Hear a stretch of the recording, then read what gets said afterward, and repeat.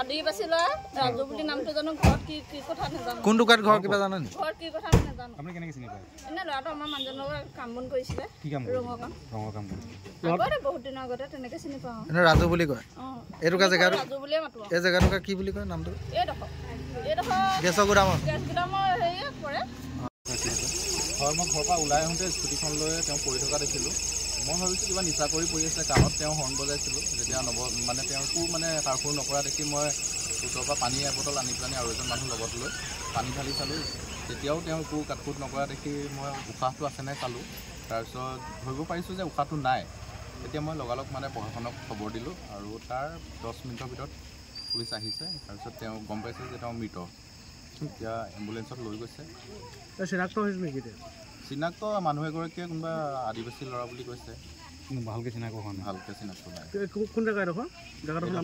আপোনাৰ হেৰি নিজৰ পথ বুলি কয় গেছ গুদাম কি কেনেকৈ হৈছে কিবা গম পায় নি মানুহ কিবা নিচাযুক্ত হৈ আছে সেইটোও ধৰিব পৰা নাই কিন্তু পুলিচে কোৱা মতে গোন্ধ পোৱা নাই একো পৰি আছিলে ৰাস্তা পৰি আছিলে যিকোনো খবৰৰ বাবে যোগাযোগ কৰক 7099017330 অথবা 7099017390 নম্বৰত